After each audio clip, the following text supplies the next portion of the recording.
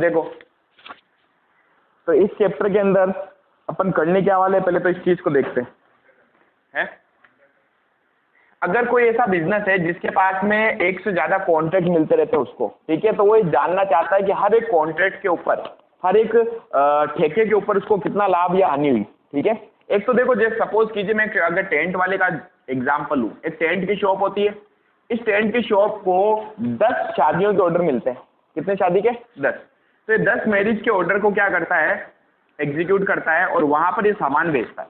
अब ये जानना चाहता है कि हर एक जगह पर इसने जब सामान भेजा तो कितना सामान वहां गया, क्या क्या सामान वहां लगा, ठीक है, कितना सामान वहां से बच के आया और कितना इसके ऊपर प्रॉफिट एंड लॉस हुआ। हर एक शादी पे अलग अलग ही जानना चाहता है। तो देखो, बिजनेस एक ही है, मेन बिजनेस ही है, इसके बहुत सारे कॉन्ट्रैक्ट मिल गए, इसको 10 कॉन्ट्रैक्ट मिल गए, तो 10 अलग अलग कॉन्ट्रैक्ट पर कितना प्रॉफिट या लॉस हुआ वो जानने के लिए क्या करेगा, कॉन्ट्रैक्ट अकाउंट बनाए, ठीक है।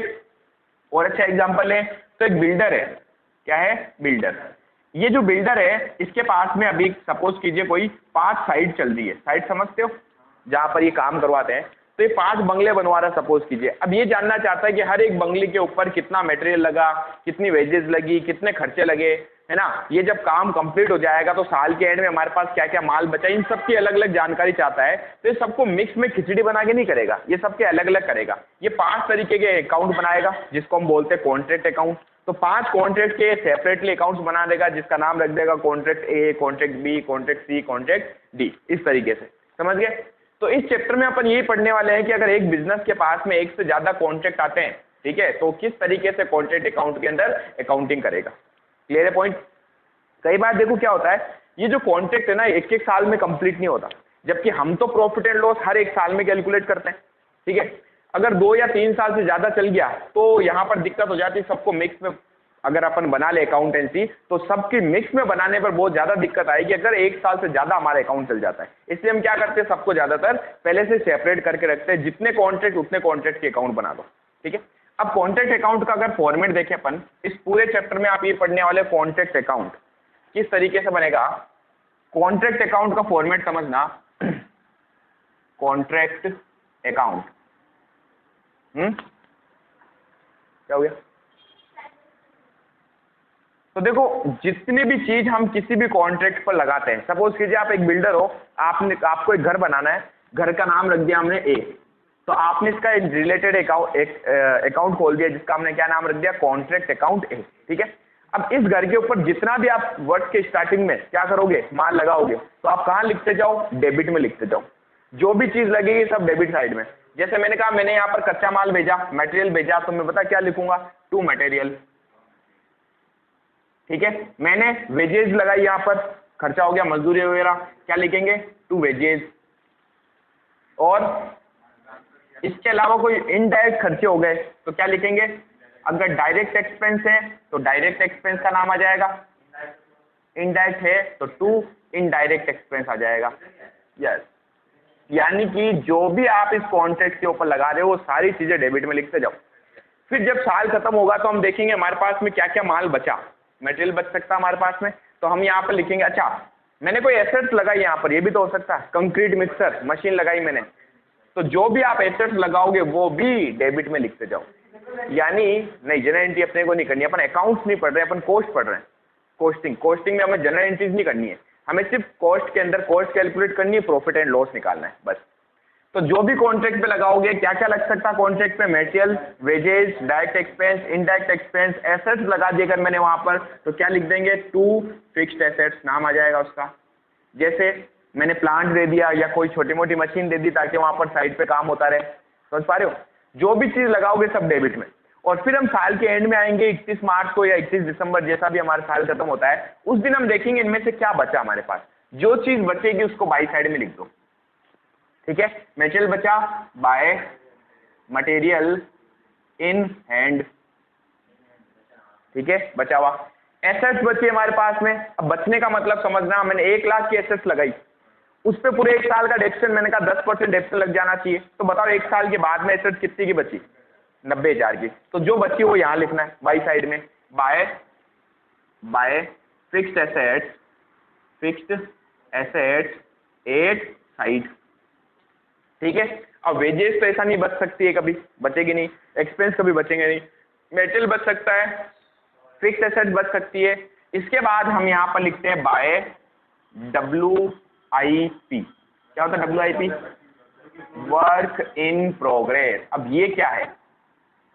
वर्क इन प्रोग्रेस मतलब साल के एंड में हम देखेंगे अभी भी कितना काम है जो अभी तक चल रहा है, यानी ना तो कंप्लीट हुआ, ना आधा दूर, ना तो कंप्लीट हुआ, ना रॉ मटेरियल टाइप में है, यानी जो अभी वर्क इन प्रोग्रेस है वो चल रहा है। इसके अंदर दो चीजें आती है हमारे पास, ठीक है। जो सबसे इंपॉर्टेंट इसमें होने वाला ना मातापुरी इसी की होने वाली इस चैप्टर में, क्योंकि ये तो सब दे देगा, आपको कुछ करना ही नहीं है। क्वेश्चन कहेगा 5 लाख का मटेरियल लगा, ये लो लिख दो, टू मटेरियल 5 लाख, वेजेस लगी लिख दो, एक्सपेंस लगे, डायरेक्ट इनडायरेक्ट सब बताएगा, मशीन इतनी लगी सब बता देगा।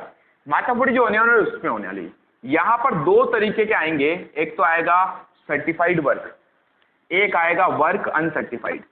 ऐसे लिखते हैं वर्क सर्टिफाइड और वर्क अनसर्टिफाइड।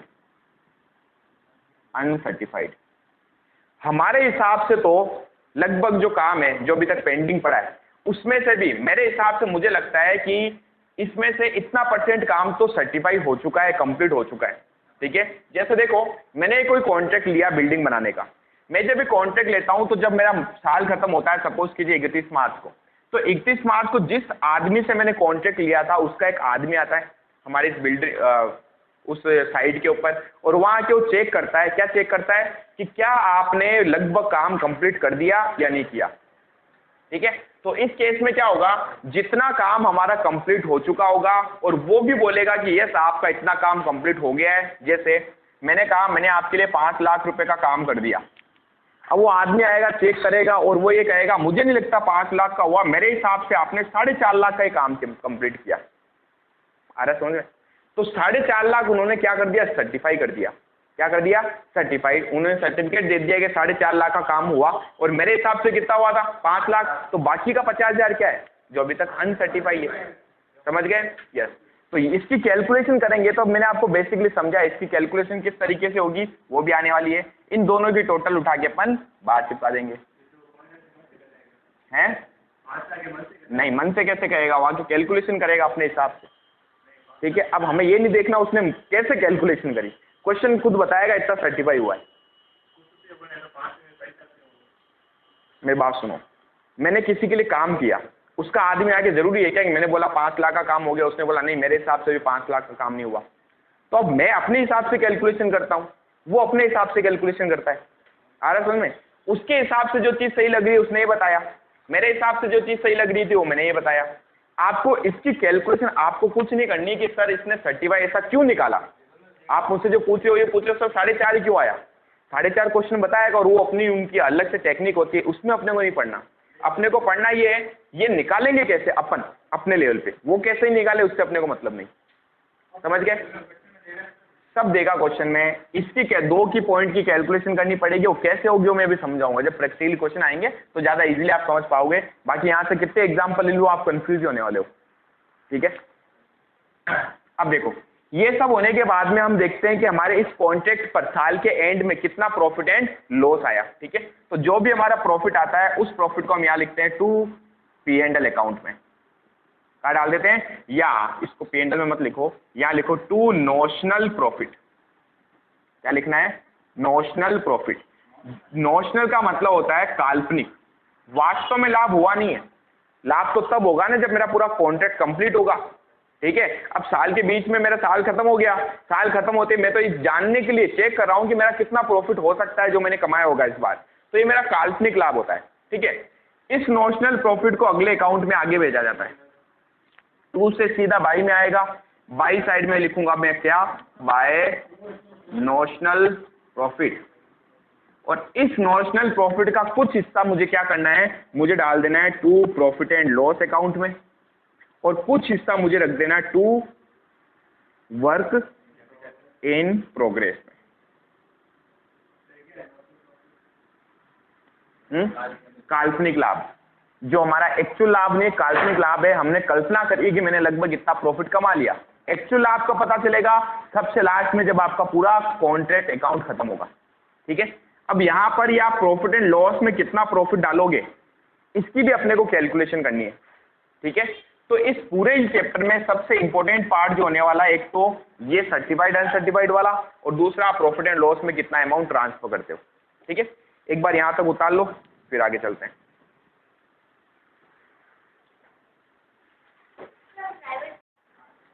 आओ अब क्वेश्चन नंबर 1 में रीड करना। सिंपल सा क्वेश्चन है, देखो वापस कॉन्सेप्ट को दिमाग में डाल दो कि जितने भी हमारे पास में कोई भी चीज लगेगी अगर कॉन्ट्रैक्ट के ऊपर, सबको डेबिट में लिखते जाओ, जो बचा उसको क्रेडिट में लिखो, वर्क इन प्रोग्रेस निकालो, सर्टिफाइड अनसर्टिफाइड, नॉशनल प्रॉफिट आ जाएगा। नॉशनल प्रॉफिट को अपन P&L में और यहाँ पर डाल देंगे। ठीक है, अच्छा एक यहाँ पर आप रिजर्व भी लिख देना, रिजर्व, ये रिजर्व है, WIP रिजर्व बोलते हैं इसको। ठीक है, लिख लो।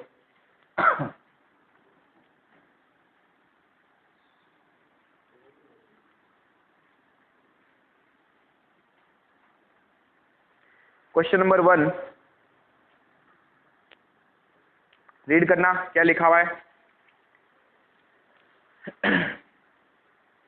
3 लाख रुपए के एक ठेके पर जिसे जनवरी 2018 में प्रारंभ किया गया था, हमने कॉन्ट्रैक्ट लिया। कितना था कॉन्ट्रैक्ट? 3 लाख रुपए का। देखो जब आप कॉन्ट्रैक्ट को उसी साल अगर खत्म कर दो ना, तब तो ये जो कॉन्ट्रैक्ट की प्राइस है ना 3 लाख रुपए जितने का आपको कॉन्ट्रैक्ट मिला है, ये आप इसके बाई साइड में लिख दो।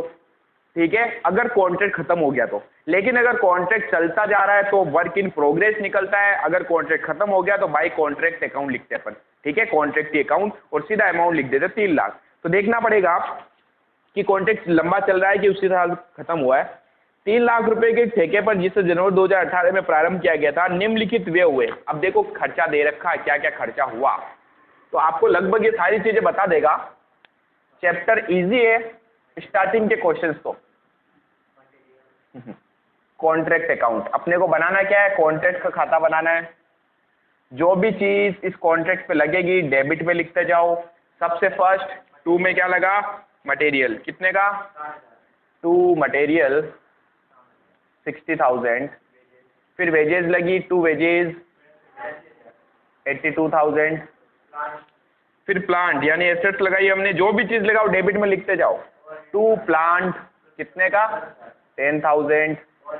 ओवरहेड क्या होता है, इनडायरेक्ट एक्सपेंस को ओवरहेड बोलते हैं, कॉस्टिंग में पढ़ रखा अपन ने पहले ही। 2 ओवरहेड 3,500।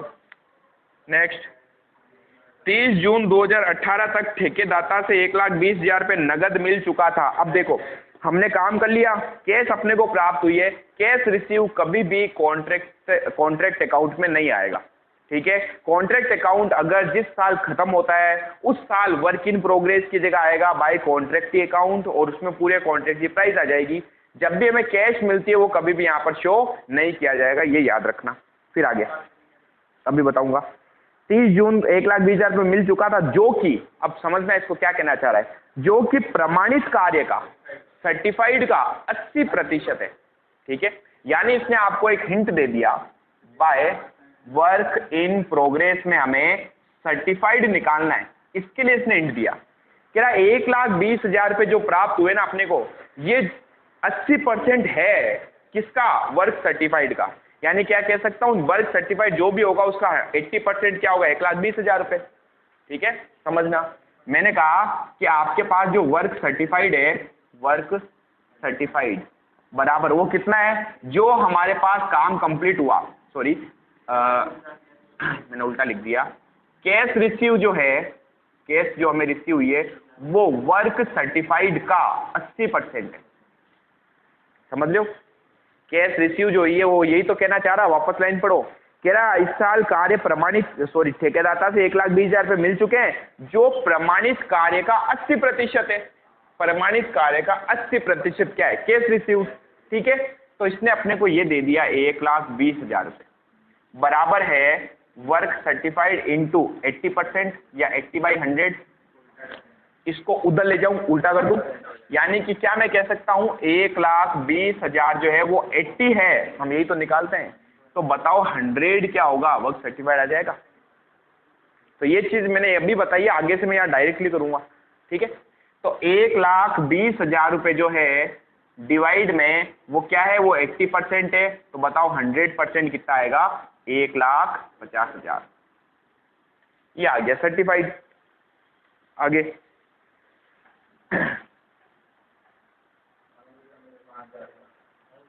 हस्तगत सामग्री क्या होता है? हस्तगत सामग्री, बची हुई सामग्री हमारे पास कितनी थी? बाई साइड में लिख रहा हूं यहाँ, बाय मटेरियल इन हैंड 5000।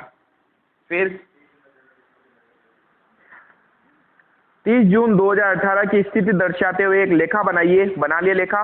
संयंत्र पर 10% प्रतिवर्ष हाथ लगाने के पश्चात कितना लाभ हानि खाते में ले जाना होगा? ये जो पॉइंट पूछा ना, लाभ हानि खाते में कितना ले जाना होगा, मैंने आपको बताया इसकी कैलकुलेशन करनी है, उसके भी कैलकुलेशन समझाता हूं, बट उससे पहले इसको कंप्लीट करते हैं।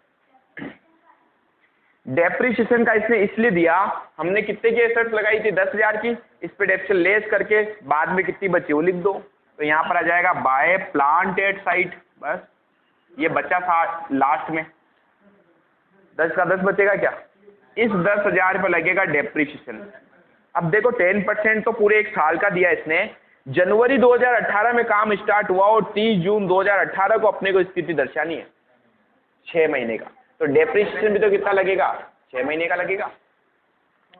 तो 10,000 का 10% इंटू 6/12, 10,000 में से 500 गए तो हमारे पास प्लांट बचा कितना? 9,500 रुपए का।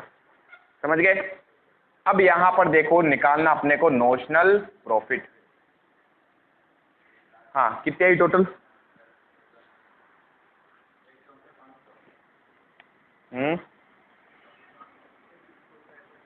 कैलकुलेटर नहीं है क्या? मिल गया, छिपा हुआ था नीचे।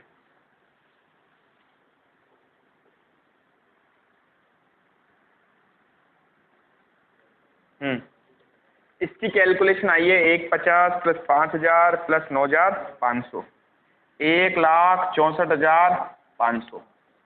1,64,500 में से माइनस 60,000, 82,000, 10,000 और 3,500, तो कितना प्रॉफिट बचा? टू नोशनल प्रॉफिट कितना आया? 9,000। ठीक है, और इसमें से अब P&L में कितना जाएगा? एक बार यहां तक उतारो, अगला जो है वो एक पूरा सिस्टम है जो समझाता हूं, फटाफट लिखो, अभी करेंगे। चलो अब देखो, अब एक पॉइंट समझना, सबका ध्यान इधर होना चाहिए। पहला पॉइंट तो हमें इस क्वेश्चन में कहीं पर भी अनसर्टिफाइड के बारे में कुछ नहीं बोला, ठीक है, इसलिए हम यहां पर उसको नील मानेंगे। लेकिन आगे के जब भी आप क्वेश्चंस करोगे तो हमेशा याद रखना वहां वर्क अनसर्टिफाइड जरूर निकलेगा, क्योंकि यहाँ ये ज्यादा माथाबुड़ी इस क्वेश्चन में आपसे करवा नहीं रहा है। ठीक है, एक छोटी सी यहाँ माथाबुड़ी हमारे पास में क्या होने वाली है समझना। ये जो प्रॉफिट है हमारा नोशनल प्रॉफिट, ये एज इट इज अपन बाई साइड में लिख देते हैं, बाय नोशनल प्रॉफिट। अभी तक क्योंकि हमारा ये जो काम है वो कंप्लीट हुआ नहीं है, ठीक है, जब हमारा काम अभी तक कंप्लीट हुआ नहीं है तो क्या आप इस पूरे के पूरे नोशनल प्रॉफिट को लाभ मान सकते हो क्या? हमने कहा नहीं। इसमें से कुछ हिस्सा हमारा जो कॉन्ट्रैक्ट अकाउंट है, जो हमारा एएस है, जो अकाउंटिंग स्टैंडर्ड है, वो क्या कहता है? वो कहता है कि इसमें से कुछ हिस्सा तो आपको P&L में डाल देना प्रॉफिट मानकर, और कुछ हिस्सा आपको रिजर्व रख के रखना है। अगर इन फ्यूचर आपका एक्चुअल प्रॉफिट कम ज्यादा हो जाए तो उस रिजर्व से आप एडजस्ट करोगे। आया समझ में? तो ये कहना ये चाहता है कि इस 9,000 को पूरे को अपने को P&L में डालना। अगर डालना होता तो मैं यहाँ नोशनल प्रॉफिट की जगह सीधा ही क्या लिखता? To P&L। ठीक है, इसमें से कुछ हिस्सा अपने को कहाँ डालना है? प्रॉफिट एंड लॉस अकाउंट में, to profit and loss account में, और जो बाकी बच जाए वो हमारा रिजर्व हो जाएगा, टू WIP रिजर्व। क्लियर? ये बैलेंसिंग फिगर आ जाएगा। अब बात ये आती है कि सर P&L में कितना अमाउंट जाएगा, इसकी कैलकुलेशन अच्छे से समझना। अब छोटा सा पॉइंट है, amount transfer to profit and loss account. यहां पर कितना प्रॉफिट हमें P&L में डालना है वो डिपेंड करता है हमारा काम कितना कंप्लीट हुआ है इसके ऊपर। ठीक है, हमारा काम अगर पूरा जो हमारा कॉन्ट्रैक्ट था उसमें से समझना अच्छे से, अगर हमारा वर्क कंप्लीट जो हुआ है, वर्क कंप्लीशन कितना हुआ, उसके बेस पे इसने कुछ परसेंटेज बताए जो हमें कहां ट्रांसफर करना है? P&L। Percentage to profit and loss. ठीक है, ये क्या कहता है, अगर आपका काम 25% या उससे कम हुआ है, 25% से कम अगर आपका काम कंप्लीट हुआ है, तो आपको प्रॉफिट एंड लॉस अकाउंट में कुछ भी नहीं डालना, क्योंकि 25% काम तो किया आपने, क्या प्रॉफिट एंड लॉस में डालोगे? समझ में आ रहा है? तो अगर आपने 25% काम किया तो अपने को P&L में कुछ भी डालना नहीं है। अगर आपने वर्क कंप्लीट कर लिया 25% से अधिक और 50% तक, यानी कह सकता हूं आधा काम, आधे से कम अगर आपने कंप्लीट किया, तो यहां पर इसने बोला कि आपको परसेंटेज मत लिखना, आप इसमें एक फॉर्मूला अप्लाई करना है। क्या फॉर्मूला होगा? नोशनल प्रॉफिट जो आया ये मल्टीप्लाई 1/3, कितना करना है? 1/3 multiply cash received. Accounting standard कहता है मैडम, हम कुछ नहीं कहते इसमें कि 1/3 क्यों आया, 1/4 क्यों नहीं आया, 1/5 क्यों नहीं आया। अकाउंटिंग स्टैंडर्ड कहता है अगर आपको इतना काम हुआ है तो आप इतने को P&L में डालो। ठीक है, तो क्या फॉर्मूला हमारा? Notional profit multiply 1/3 multiply cash received upon work certified. ठीक है, कैश रिसीव आपको क्वेश्चन में दे रखी है, वर्क सर्टिफाइड अपन यहां से निकाल लेंगे। नोशनल प्रॉफिट ये रहा, आराम से हो सकता है। अरे आएंगे सबर। अगर आपका वर्क 50% से ज्यादा हुआ है, 50% से अधिक अगर आपने काम कंप्लीट किया, 50% से ज्यादा, तो नोशनल प्रॉफिट इसका 2/3, 2/3, कितना? 2/3 into cash received upon work certified. ये हमारे फॉर्मूले होंगे। तो 25% से कम होने पर कुछ भी नहीं जाएगा, 25 से लेके 50% तक होने पर 1/3 याद रखो, और 50% से ज्यादा होने पर 2/3। ठीक है, इस क्वेश्चन में यस। अच्छा, किसका ये परसेंटेज किसका देख रहे हैं? टोटल वर्क कितना कंप्लीट हुआ है हमारा, जितने का कॉन्ट्रैक्ट था उसका। यस, क्वेश्चन आपको हमेशा ये चीज देगा। अब देखो इस क्वेश्चन में हमारा कॉन्ट्रैक्ट कितने का था, बताओ जरा।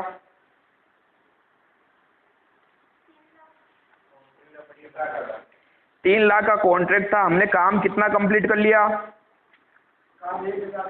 1,50,000 का सर्टिफाइड हो चुका है, हमने इतना काम कंप्लीट कर चुके हैं। आधा आधा यानी कि वो आएगा इसमें 50%, यहां लिखना 50 से कम, और 50 या 50 से अधिक, 50 या से अधिक, या से अधिक।